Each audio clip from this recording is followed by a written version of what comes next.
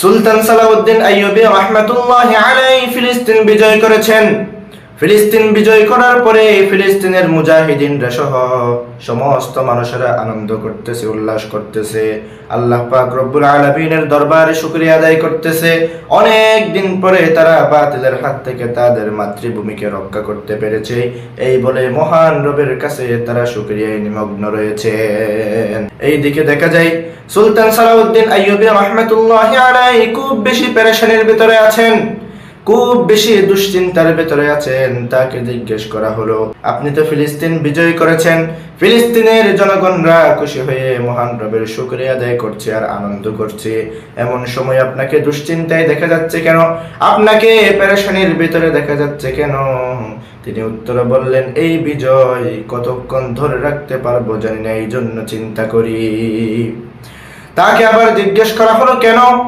আমরা তো এখন পরিপূর্ণভাবে ফিলিস্তিনকে বিজয় করেছি, তাহলে এই বিজয় আমরা ধরে রাখতে পারবো না কেন? তখন তিনি উত্তরে বললেন, আমাদের ভিতরে এখনো পর্যন্ত কিছু লেবাসদারী মুনাফিক রয়েছে, যাদের কারণে এই বিজয় ধরে রাখতে পারবো কিনা দুশ্চিন্তায় আছি। এই বলে তিনি তার কিছু ঘনিষ্ঠ সাথী এবং মুজাহিদিনদেরকে নিয়ে একটি গোয়েন্দা বাহিনী গঠন করলেন। তাদেরকে আদেশ দিলেন, তোমরা ফিলিস্তিনের বিভিন্ন আনাচে কানাচে ছড়িয়ে পড়ো, বিভিন্ন জায়গায় ছড়িয়ে পড়ো এবং দেখো কোথায় লেবাস ধরে বন্ধু সেজে আমাদের ক্ষতি করতে চায়। সুলতান সালাউদ্দিন আইয়ুবী রাহমাতুল্লাহি আলাইহির কথা শুনে সমস্ত মুজাহিদিন এবং সাথীরা ফিলিস্তিনের বিভিন্ন জায়গায় ছড়িয়ে ছিটিয়ে পড়লেন। এরপরে দেখলেন কোথায় মুনাফিক আছে, কোথায় দুশমন আছে, তারা জিজ্ঞাসাবাদ করলেন। যাকে সন্দেহ লাগে তাকে ধরে ধরে জিজ্ঞেস করলেন। এভাবে জিজ্ঞেস করতে করতে এক পর্যায়ে দেখা যায় সমস্ত মুজাহিদিনরা 3000 আলেমকে ইহুদি আলেম হিসেবে শনাক্ত করেছেন।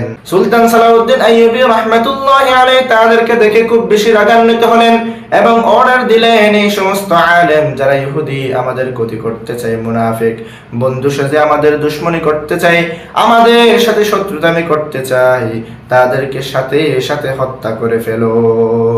তার কথা শুনে মুজাহিদিনরা সাথে সাথে ওই আলেমদেরকে হত্যা করে ফেললেন এবং সুলতান সালাউদ্দিন আইয়ুবী রাহমাতুল্লাহি আলাইহি কিছুটা স্বস্তি পেলেন এবং এরপরে এই সমস্ত মুজাহিদিনদেরকে বললেন, এখন থেকে এই সমস্ত মুনাফিকদেরকে যেখানেই পাবা সেখানেই হত্যা করে ফেলবা।